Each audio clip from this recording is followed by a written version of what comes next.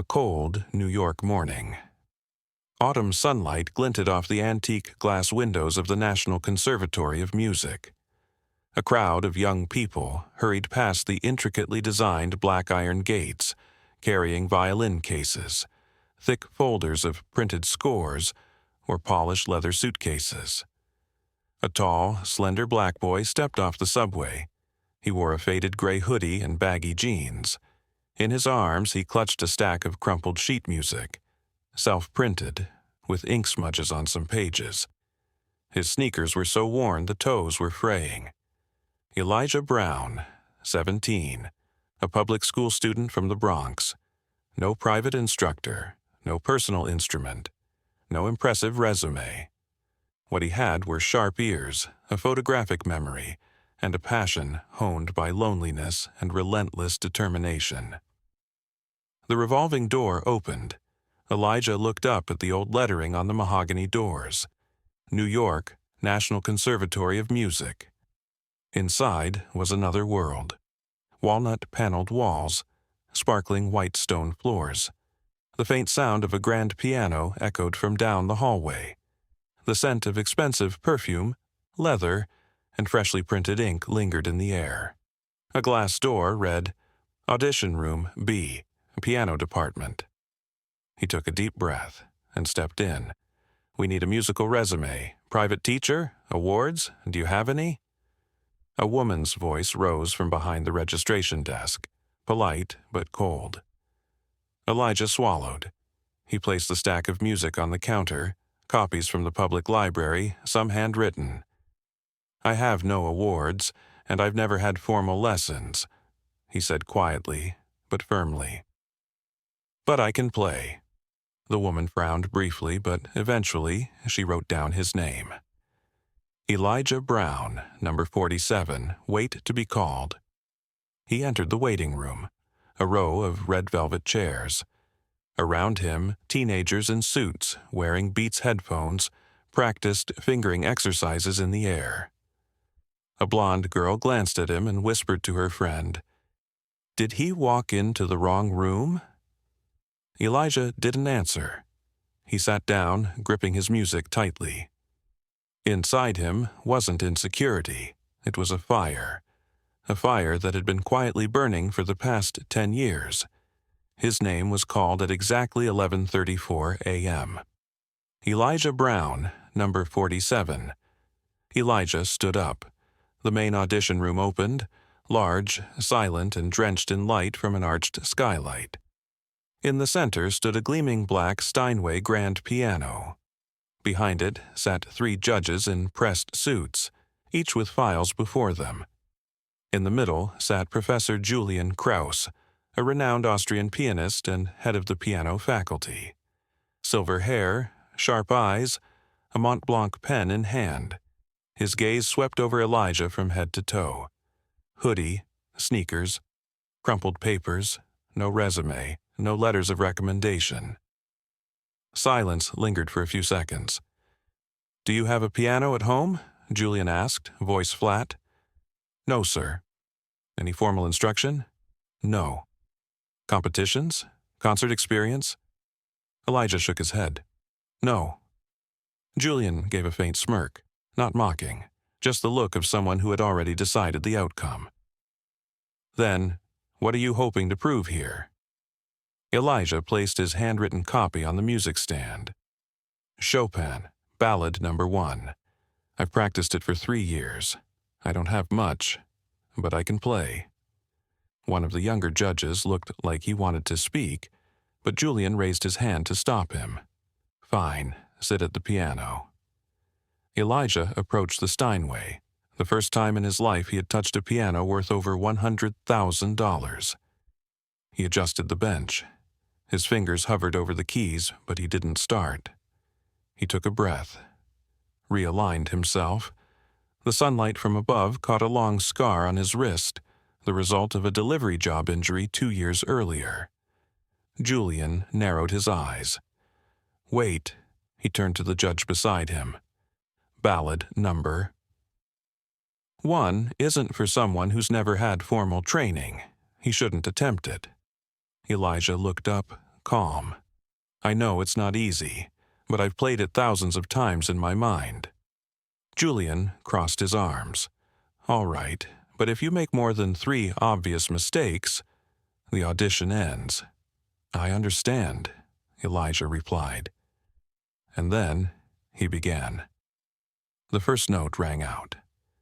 After a slow, quiet opening, the music surged like water. Elijah's fingers, slender and confident, moved across the keys without hesitation. Difficult passages that seemed impossible flowed with raw emotion, the kind that can't be taught. At first, someone coughed. A judge scribbled a note. But by the third transition, Julian stopped. His pen slipped from his fingers. His eyes widened. He wasn't responding to technical prowess, but to something deeper: interpretation, maturity, honesty. This boy wasn't just playing notes, he was telling a story. And Julian remembered 30 years ago, playing this very piece in a similar room, with trembling hands, as a boy no one believed in. Elijah finished with a thunderous low octave. He lifted his hands and looked straight at the panel. The room fell utterly silent. No applause, no reactions, except Julian, sitting upright now, more focused than ever. His first words: "Where did you learn to play like that?" "The public library, sir, and cassette tapes my mother left me." Julian nodded slowly. "You may go. Results will be emailed." Elijah stood up. No joy, no sadness. He gave a small bow, then walked out, leaving behind the echo of something that had just shaken the room. 3 days later, Elijah received an email. "You have passed the preliminary audition and are invited to join the Fall Scholarship Preparation class." No phone call, no formal invitation, just one line. But for Elijah, it was a door cracked open. The class took place every Wednesday afternoon in room 3B, a wood-floored practice space with 8 old upright pianos and 1 Steinway grand piano at the front of the room. Instructor: Professor Julian Krause. From the very first class, Julian barely acknowledged Elijah.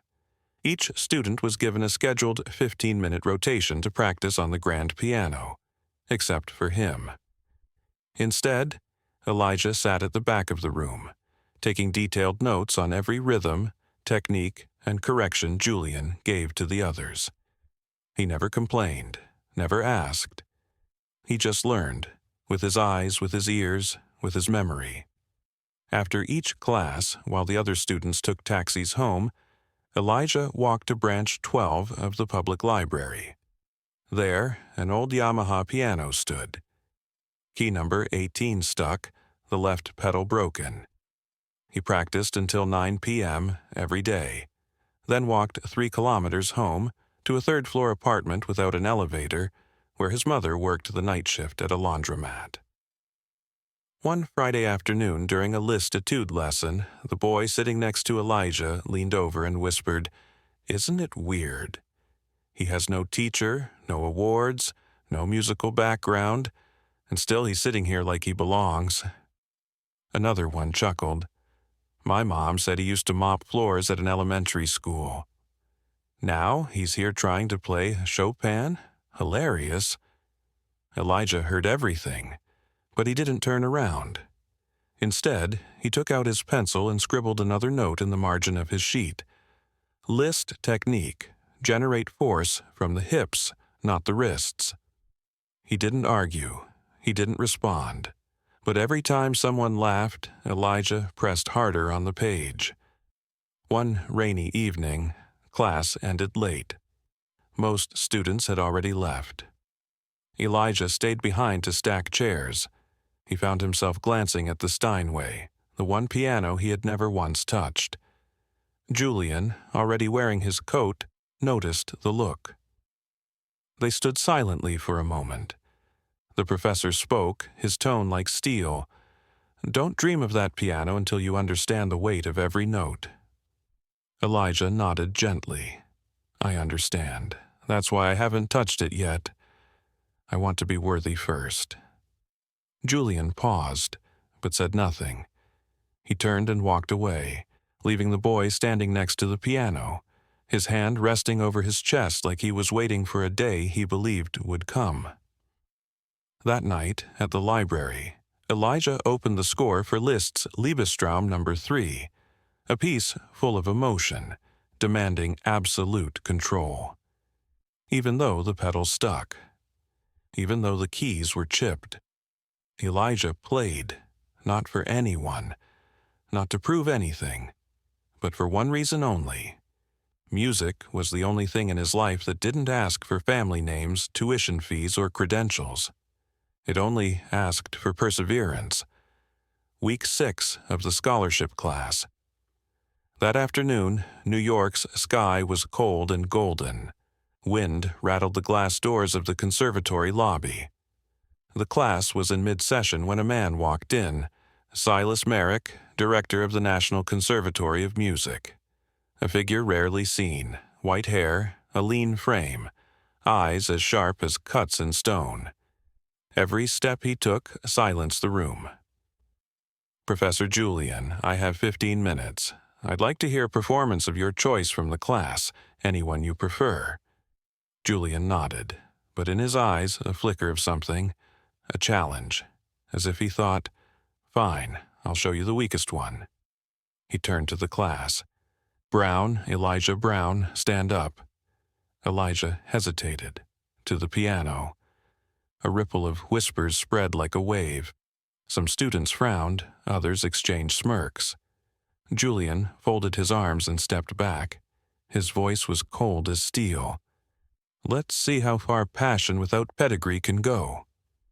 Elijah walked to the small platform at the front of the room. In front of him stood the Steinway Grand, the piano he had never been allowed to touch. Its polished black surface gleamed like a barrier between him and a world that had never truly opened its doors. He didn't bow. He didn't ask for permission. He simply adjusted the bench, placed his hands on the keys, and began to play. The piece Elijah chose was Ballad Number, one in G minor by Frédéric Chopin. A bold choice, difficult, lengthy. It demanded not only masterful technique, but also an emotional depth few young performers could convey. The first notes emerged, soft as wind, fragile as a memory. At first, a few snickers flickered through the room. A boy in the second row leaned over and whispered, "Is he playing Chopin with hands that used to carry a shovel?" But after 30 seconds, the laughter stopped. No one spoke. No one moved. Only the music remained. Waves rising and falling, retreating and surging, as if Elijah wasn't pressing keys but whispering to the ghosts of his past. The slanted sunlight poured through the tall windows, casting a faint golden glow across the keys. Julian stood up. His face turned pale. Not from surprise, but fear. Director Silas Merrick leaned forward, as if pulled into the gravity of the moment. His sharp eyes narrowed, his breath held. And when Elijah struck the final chord, soft as a goodbye, the entire room fell into utter silence. Not the silence of confusion, but the kind of silence that only follows something sacred. Then, one person clapped, then another, then the whole room, a wave of applause rising, loud and real. No one told them to, no one dared to speak, only clapping, pure and honest.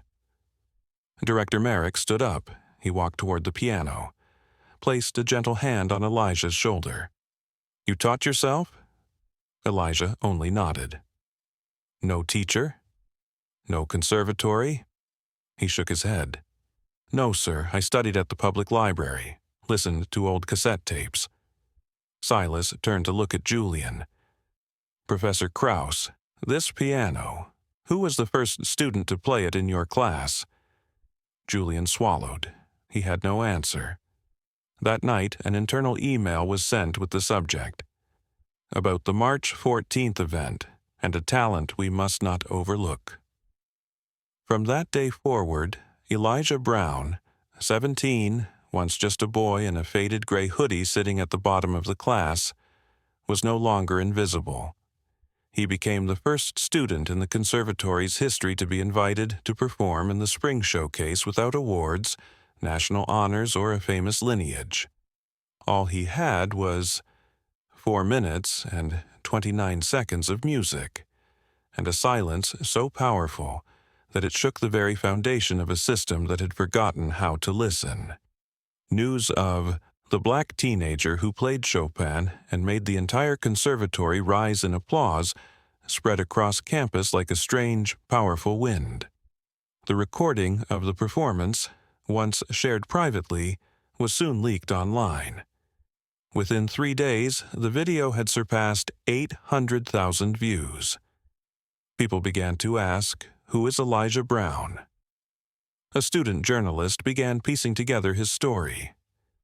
17 years old, no formal music degrees, never trained at prestigious academies. Elijah grew up in East Brooklyn, raised by a single mother working 3 jobs to support 2 children. They once lived in a one-room apartment with no piano. His mother, Teresa Brown, had once worked part-time as a janitor at this very conservatory, more than a decade ago. She used to bring young Elijah with her when she couldn't afford childcare.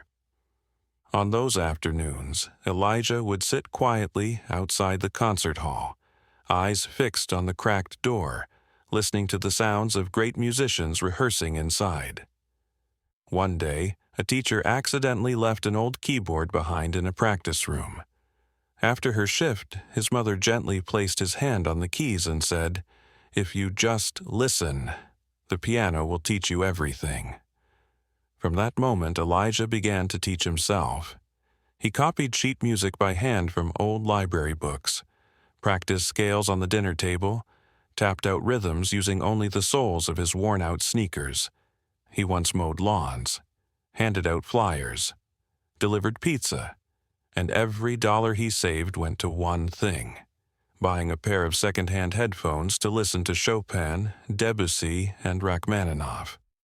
In a quiet interview corner of the library, Elijah said, "I never touched a real Steinway until last week, but I've touched those melodies with my heart."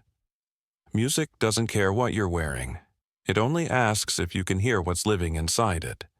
His story shook people, not because he was poor and played well, but because he forced the powerful in music to do something rare, to listen, to something they thought only came from credentials, curriculum, and connections.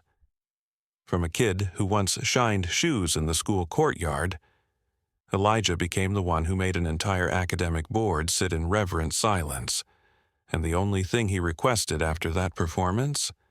Not a scholarship, not a title. Just this: a lifetime library card, so I can keep learning without limits. In a small conference room in the piano department, soft yellow light from the ceiling lamp lit up the tense face of Professor Julian Krauss. He sat at the head of the table, staring at a document from the conservatory board. Beside him, an iPad played a video on a loop. Elijah Brown, Chopin, 4 minutes, 29 seconds, standing ovation. Julian watched it for the 3rd time. His hands were clenched white, but his eyes, they were unsettled. That's how he played? No structured education, no professional teacher. Only a soul that no textbook could ever teach. Across from him, the department chair spoke sternly. "Julian, we received over 300 emails from parents and students in just 24 hours. They asked, why was someone with that much talent pushed to the back of the class? Why was he denied access to the instrument? Music education can no longer remain a privilege for the upper class, Julian, not at a national conservatory." Julian didn't respond, but in his head, Elijah's words echoed, "I don't need an apology. I just hope you'll give the ones who come after me a chance to play. A little sooner." That night, Julian stayed alone in the faculty lounge. He walked slowly to the Steinway Grand, the very one he once forbade Elijah to touch. For the first time in years, Julian didn't play to perform. He played to apologize. Chopin's Nocturne in C-sharp minor, software imperfect, but honest. When the final note rang out, Julian bowed his head, not to the piano, but to himself. The next day, the entire piano class was called in. Julian entered the room with a different look in his eyes, not cold, but quiet. He called Elijah to stand. "I was wrong," he said. "Not because you played too well, but because I didn't give you a chance to prove that you could." The class was silent. Elijah bowed slightly and replied, "I accept your apology, but I hope you'll remember this. Sometimes talent doesn't arrive in an expensive suit. Sometimes it comes in an old hoodie with a heart that never gives up." Julian nodded, for the first time in his life, learning a lesson not from a book, but from a student. From that day on, Elijah was placed among the conservatory's rising artists. But, more importantly, Julian launched a new initiative called Trial and Talent, a program allowing any student, regardless of background, to try a piano before being judged. One apology, one act of humility, one change. That would shift an entire system. 3 weeks after the performance that shook the talent class, the New York National Conservatory held an all-institute meeting, a rare event only reserved for moments of crisis or historic change. In the Grand Hall, more than 300 faculty members and students sat in silence as the dean stepped onto the stage. Beside him stood a red-draped sign, and just below it, an empty chair reserved for a special guest. We used to believe that grades and paperwork were the only keys to enter this place. But then, a single 4-minute and 29-second ballade shattered every assumption. He removed the cloth. Underneath, a new plaque, shining in engraved brass, the Elijah Brown Scholarship, for students of talent and perseverance, regardless of financial background. A long, thunderous applause followed. The hall doors opened and Elijah walked in. He no longer wore the old gray hoodie, but he wasn't in a fancy suit either. He wore a simple white shirt, his expression calm and steady. He took the seat reserved for him. Immediately after, a new policy was announced. Blind audition program. Every student will now be granted a chance to play for 5 minutes, without submitting a resume or background info first. Judges will only hear the music, not see the face. Open Talent Night. Once a month, anyone, regardless of age, background, or credentials, can register to perform one piece. The Elijah Brown Fund. Full tuition and living stipends for gifted students from low-income communities. The media took notice. The boy, once rejected for dressing wrong, is now the one redefining the rules of one of America's toughest conservatories. But Elijah didn't stay long. Despite receiving a full-ride scholarship, he chose a different path. Every Saturday, Elijah returned to his old high school in Brooklyn to teach, for free, students who were Black, immigrant, or simply couldn't afford music lessons. The school had no Steinway pianos, just a few broken keyboards, chipped keys, and out-of-tune strings. But in that little room, Elijah saw himself, quiet, full of dreams and never truly seen. And this time, he was the one giving them a chance. In a small press interview, when asked why he turned down a full scholarship to teach underprivileged kids, Elijah answered, "I don't need the whole world to clap for me. I just need one child to believe their sound deserves to be heard." He was once the boy who wasn't allowed to touch the piano. Now, he's the one unlocking every piano for every kid who's ever been told they don't belong. 1 year later. December. On the glowing marquee outside Carnegie Hall, a dignified line of text appeared. Winter Gala of Rising Virtuosos, featuring special soloist Elijah Brown, piano. Inside the prestigious hall, every seat was filled. famous names from the classical music world. Donors, journalists, and representatives from elite conservatories gathered, all eager to witness the Elijah phenomenon. The boy who once delivered pizzas. The boy who was dismissed for not having a résumé was now seated at the center of the classical music world. At the very back of the hall, in the general seating area without assigned rows, a woman in a worn brown coat sat quietly. She clutched a recycled paper ticket, creased at the corners, with the faded print, "Admit one, Elijah Brown, special guest." It was Elijah's mother. She had once cleaned floors at the very conservatory that rejected her son. Once knelt in silence beneath velvet seats while concerts played above. Once saved every dollar to buy her son a second-hand music book.